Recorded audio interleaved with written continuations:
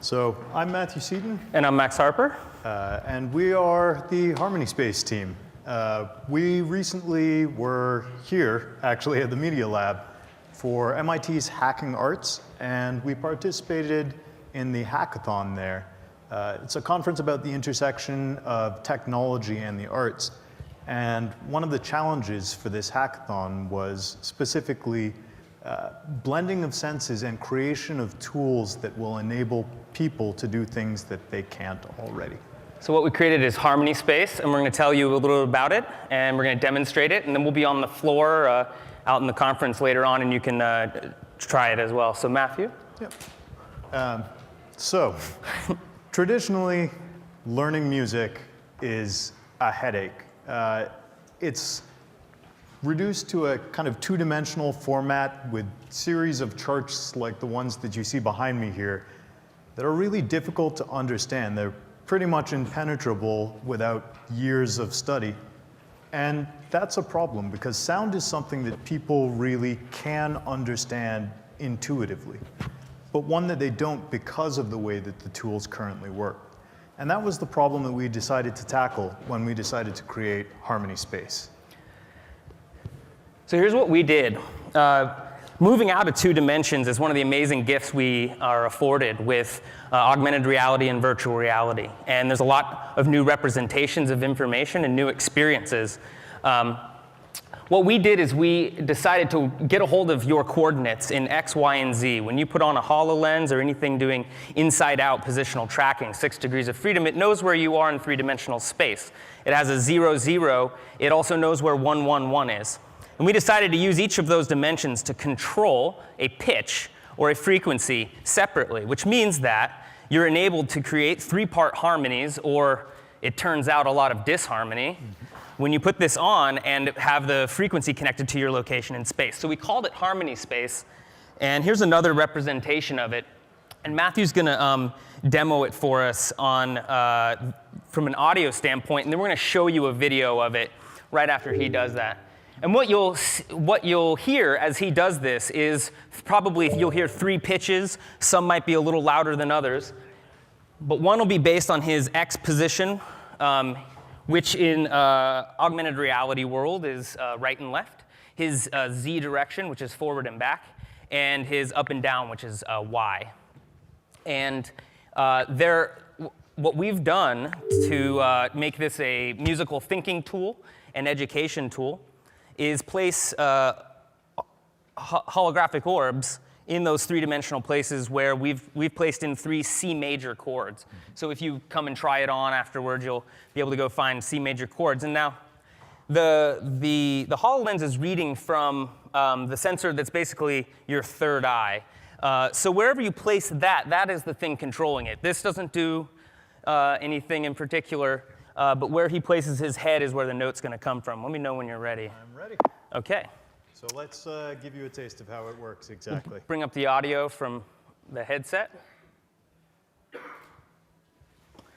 On belay.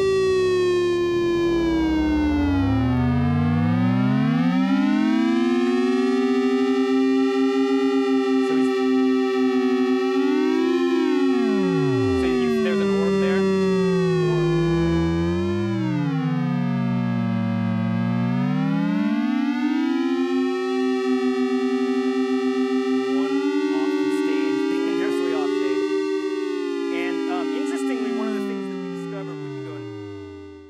There you go. That's the basics of Harmony Space right there. Thank you. So a few things that you discover, like, first of all, like everything that's a C major chord or in the C major chord progression lives on a three-dimensional line. Wait, what? Yeah, it turns out it lives on a three-dimensional, lives on a compound line in three-dimensional space. I didn't know this until we graphed this. But that kind of intuition is only possible through this. You wouldn't do that on a chalkboard and then pretending with that little diagonal line thing we've been doing and frustrating ourselves in physics classes with up to this point. You can only do it in this kind of thing. So these realizations and the kinds of breakthrough opportunities for the minds of the future is the kind of stuff that we're intrigued to explore. And this is a really small first step in that direction. To be able to take something that's traditionally compressed, that's dimensionally compressed, like the relationship between 3 notes, and represent that data in a less compressed format is a really valuable tool, because you begin to understand things on a much more intuitive level.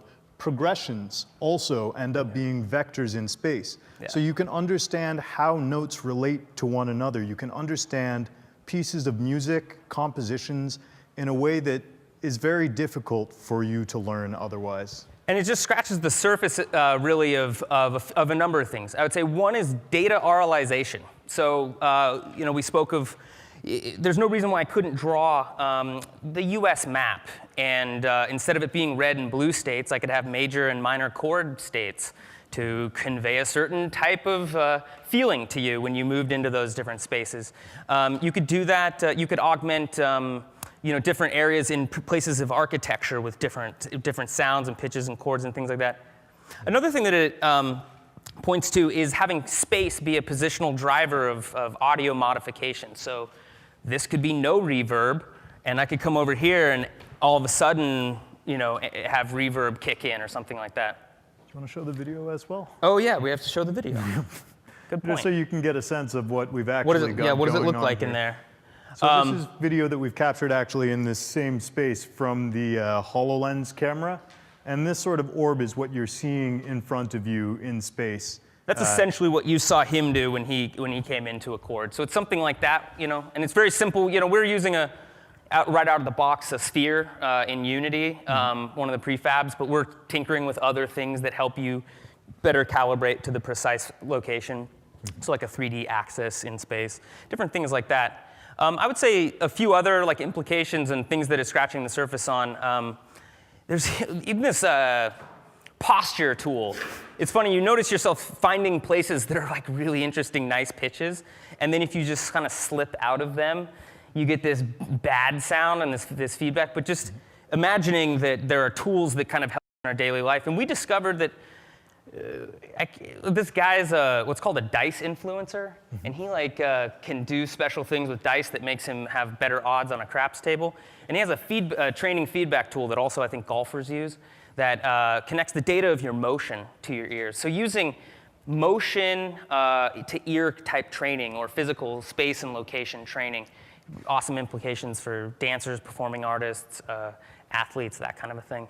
So there's a lot more, but anyway, that's Harmony Space. Yeah, come talk to us afterwards, and we'll be excited to demo it for you guys. Yeah. Thank you. Yeah.